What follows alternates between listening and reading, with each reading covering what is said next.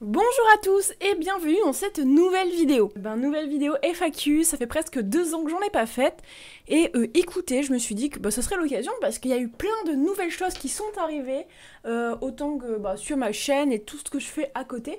Donc j'avais envie de vous en parler et cette vidéo, c'est l'occasion. Donc je vous ai demandé de me poser vos questions sur YouTube et sur Instagram et je vais répondre à certains d'entre vous.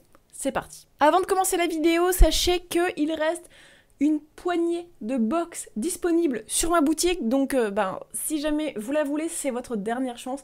Après, il n'y en aura plus, le lien est dans la description, donc je rappelle, c'est une box sur les créatures, ce sont des objets faits main, réalisés par moi-même, donc voilà, n'hésitez pas. Première question, hello Nini, ma question pour toi. Lorsque tu as commencé ta chaîne YouTube, est-ce que tu t'imaginais en arriver à tout ce que tu fais aujourd'hui, toujours présente sur YouTube, la boutique, les lives, etc. Alors, bon, quand j'ai commencé sur YouTube, de base, c'était pas pour... je m'imaginais pas faire des vidéos pendant 10 ans, parce que là, je crois que c'est ça, ça fait à peu près 10 ans que je fais des vidéos. Donc, déjà, non, je m'imaginais pas encore faire des vidéos à ce moment-là. Et en vrai, les lives, c'était pas hyper... il y avait quelques lives en rapport avec Harry Potter, mais c'était pas non plus hyper démocratisé de faire des lives. Là, maintenant, avec Twitch, c'est beaucoup plus démocratisé. Donc, absolument pas, je m'imaginais absolument pas faire des lives régulièrement, plusieurs fois par semaine, en rapport avec Harry Potter, trouver des sujets Harry Potter à aborder en live. Vraiment, ça, c'est un truc... Vraiment, jamais j'aurais imaginé ça. Et concernant la boutique, pareil, je m'imaginais pas pouvoir monter ma boutique. Enfin, pour moi, ça me semblait irréalisable. En tout cas, de faire une vraie boutique professionnelle et tout, c'était impossible pour moi. Franchement, que des surprises, quoi. Je m'imaginais rien de tout ce qui est sur YouTube Live Boutique. Voilà. Que comptes-tu faire pour ta boutique en ligne? As-tu des projets d'innovation ou de nouvelles idées? Ouvrir ou refaire des stands? J'espère que tu répondras à ma question. Je vais en reparler un petit peu, je pense, dans la vidéo.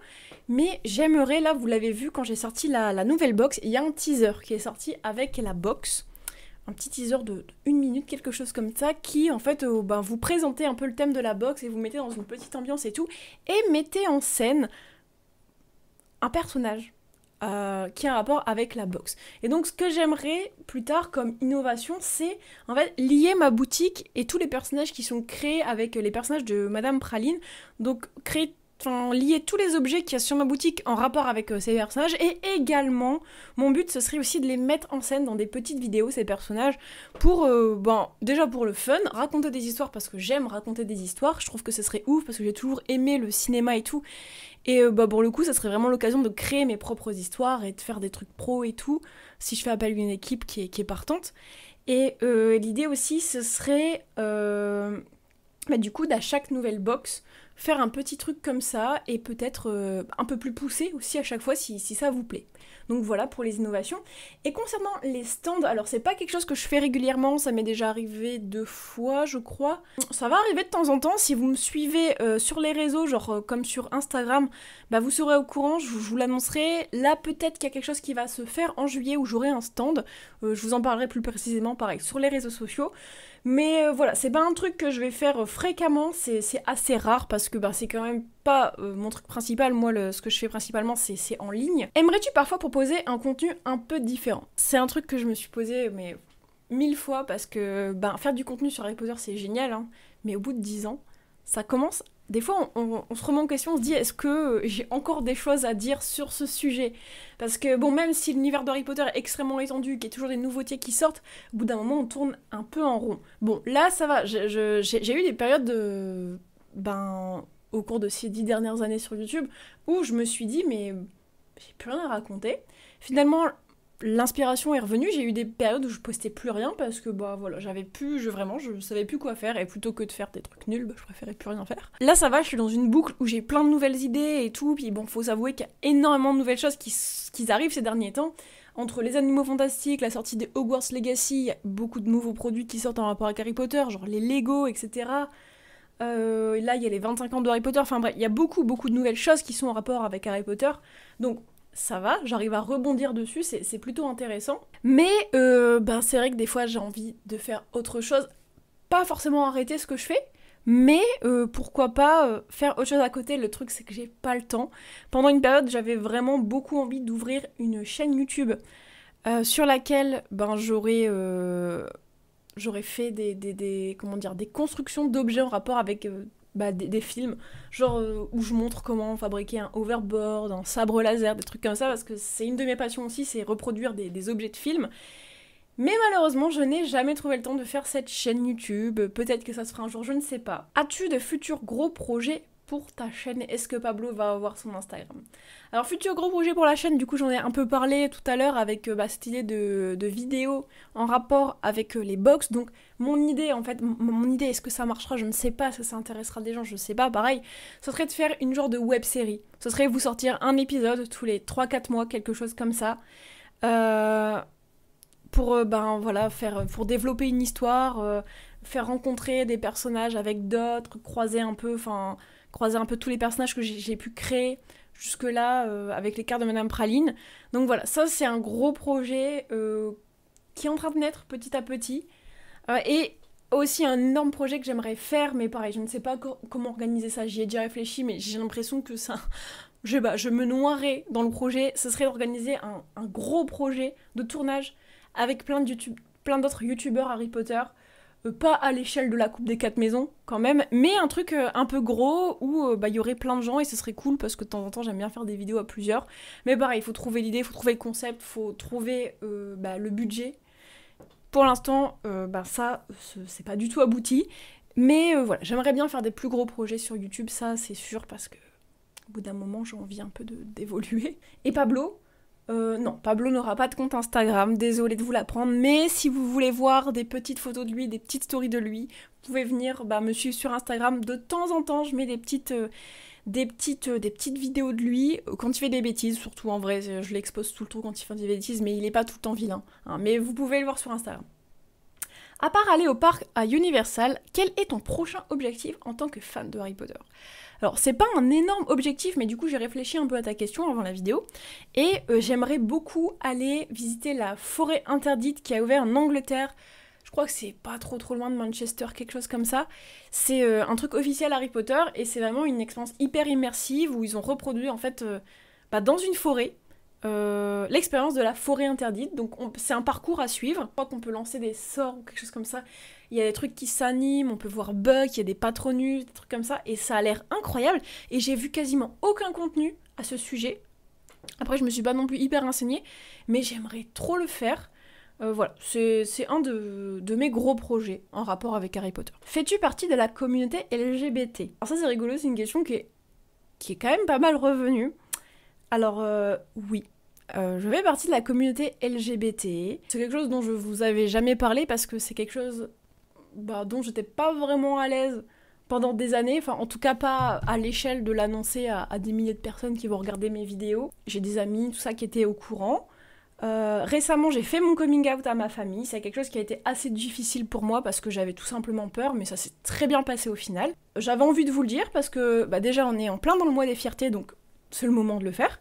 Et puis parce que ça me fait du bien de vous le dire, et je me dis que ça pourra peut-être aider d'autres personnes à faire leur coming out, parce que ça se passe pas toujours mal. Moi pour le coup j'ai eu de la chance, ça s'est très bien passé. Donc voilà, j'espère que ça en aidera certains d'entre vous. Quel est l'acteur que tu n'as jamais rencontré et que tu veux le plus rencontrer? En vrai il y en a 3. Il y aurait Ralph Fiennes qui joue Voldemort, Matthew Lewis qui joue Neville Londubat, et Bonnie Wright qui joue Ginny Weasley. Ralph Fiennes, je pense que c'est compliqué, mais Bonnie Wright et Matthew Lewis, un peu moins compliqué parce qu'ils font régulièrement des pièces de théâtre ou des conventions. Donc je pense que ça se fera un jour. En plus, c'est des acteurs vraiment qui font partie de tout ce petit groupe de jeunes sorciers. Et je crois qu'en vrai, c'est les seuls que j'ai jamais rencontrés parmi tout cela. Donc voilà, j'espère que ça se fera un jour. Ralph Fiennes, je ne sais pas comment j'aurai l'occasion de le rencontrer. En vrai, je sais qu'il a fait une pièce de théâtre, je crois l'année dernière à Londres, mais il me semble qu'il faisait pas de sortie des artistes pour signer des autographes. En tout cas, j'en ai pas trop vu. Peut-être un peu, mais ça arrivait rarement. Donc en tout cas, je pense que Matthew Lewis et Bonnie Wright, ça se fera. Qu'est-ce qui a changé ta vie? Écoutez, on est sur une chaîne Harry Potter, et j'ai envie de vous dire, Harry Potter a vraiment changé ma vie pour le coup, parce que, certes, quand j'étais petite, je baignais dans cet univers, voilà. Mais depuis une dizaine d'années, je fais des vidéos, comme je vous ai dit, et tout ce que ça m'a apporté, en fait, de faire des vidéos en rapport avec Harry Potter, c'est juste incroyable, parce que ça m'a apporté mon métier, plein de voyages, plein de rencontres. Bref, ça, en fait, toute ma vie est complètement centralisée autour de Harry Potter, donc ça a complètement changé ma vie, ça on peut le dire. Franchement, je ne sais pas ce que je ferais actuellement si j'avais pas connu Harry Potter, parce que Harry Potter, ça a aussi développé ma passion pour le cinéma, ma passion pour la création d'objets. Vraiment, tout tourne autour de Harry Potter. Donc, bah voilà, Harry Potter a changé ma vie. Qu'est-ce que ça te fait, après tant d'années de passion pour la saga Harry Potter, d'avoir enfin ta propre boutique en ligne? J'adore, tu es rigolote, sympathique et bienveillante. Alors, c'est trop mignon, merci beaucoup.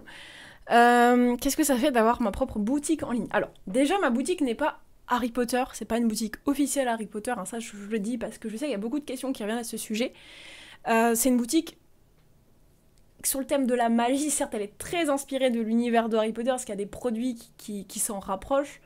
Et bon, Harry Potter a complètement inspiré ma boutique, et franchement, le fait d'avoir ma propre boutique en ligne et de me dire que tous les petits objets que je fabrique et que j'imagine se retrouvent entre vos mains, dans vos collections, etc. Ça me fait tellement plaisir, mais vous pouvez pas savoir à quel point, parce que des fois, je suis dans mon atelier, je suis en train de fabriquer quelque chose, et je me dis, cet objet-là va se retrouver chez l'un d'entre vous, et peut-être que vous allez le garder pendant, je sais pas, 5, 6, 10, 15 ans, j'en sais rien, peut-être que vous le retrouverez dans 30 ans dans un carton. Et genre, ça me ferait trop plaisir de savoir que tous ces petits trucs que je fais sont dispatchés un peu partout. Et je sais pas, ça me fait vraiment trop plaisir. Et en plus, franchement, j'ai quasiment que des bons retours, donc c'est ouf, quoi. Je vois que ça vous plaît ce que je fais, et le temps que j'investis, l'énergie que j'y mets, ça vaut le coup. Et c'est juste incroyable, en fait. N'as-tu pas peur de ne plus être fan de Harry Potter au fil des années? Alors, j'ai connu Harry Potter en 2001, la sortie du premier film, j'avais 7 ans. Donc là, actuellement, ça fait 21 ans que je suis fan de Harry Potter, parce que dès le début, j'ai été fan. Donc je pense pas, parce que quand ça fait plus de 20 ans que t'aimes quelque chose, je pense que t'as quand même peu de chance que ça s'arrête. Donc en vrai, peut-être que quand j'aurai 90 ans, que Harry Potter, on en entendra peut-être plus parler, peut-être que je serai moins fan de Harry Potter. Mais là, franchement, je vois pas comment ça pourrait s'arrêter, en fait, parce que c'est un univers qui me fascine toujours autant. Même dans les périodes où il y a eu quasiment plus d'actu, plus de contenu autour de Harry Potter, je continuais d'être fan. C'est d'ailleurs à cette époque où j'étais vraiment à fond sur YouTube, où j'ai vraiment développé ma chaîne, parce que justement, il n'y avait plus rien d'autre qui sortait, donc j'avais besoin quand même de me nourrir de cette passion. Et donc, j'ai créé mon propre contenu. Je m'en nourrissais pas, mais je trouve que ça a quand même permis de perdurer, en fait, cette passion que j'avais en moi, de continuer à trouver des sujets dont je pouvais vous parler en rapport avec Harry Potter, alors qu'il n'y avait plus rien de nouveau qui sortait. Donc voilà, je pense que même quand il y aura plus d'actualité en rapport avec Harry Potter, je trouverai toujours un moyen d'alimenter ma passion, et elle s'arrêtera jamais, je crois. Et donc enfin, la dernière question, vas-tu refaire une vidéo présentation de ta collection? Alors sachez que ma collection, depuis environ 3-4 ans, elle est dans un bazar, mais pas possible. Tout simplement parce que on va dire que je pense, 70% de ma collection est chez mon père. Je n'habite plus chez mon père, mais là où j'habite, j'ai pas la place pour ramener toute ma collection. J'ai vraiment beaucoup trop d'objets. Et en fait, déjà chez mon père, elle est dispatchée dans 2 pièces. Et en fait, j'y vais souvent fouiller pour retrouver un objet quand je veux en parler sur les réseaux ou quoi. Du coup, tout est en bordel. Franchement, si je vous montrais à quoi ressemble le grenier, le fameux grenier à l'heure actuelle, je pense que certains d'entre vous auraient mal au cœur. Du coup, c'est pas possible en fait pour moi actuellement de vous faire une vidéo de ma collection, ça serait un rêve. Hein. Vraiment, je n'attends que ça de pouvoir la réaménager comme il faut, parce que ça me fait mal au cœur de voir tous ces objets que j'ai pris des années à acquérir juste en fouillis partout et même pas exposés comme il se doit. Mais écoutez, quand j'aurai l'occasion, je vous en referai une. En tout cas, sachez que j'attends que ça, et j'espère que ça arrivera vite quand même. Bon, voilà, c'est tout pour cette vidéo. J'espère qu'elle vous aura plu. Je vais essayer de répondre un peu à un peu tous les genres de questions. J'espère que vous aurez eu la réponse à vos questions, en tout cas dans cette vidéo. N'hésitez pas dans les commentaires si jamais vous avez d'autres questions auxquelles j'ai pas répondu, posez-les-moi, peut-être que je vous y répondrai du coup directement dans l'espace commentaire. Et puis en attendant, je vous souhaite un bon dimanche, et moi je vous dis à la semaine prochaine pour une nouvelle vidéo.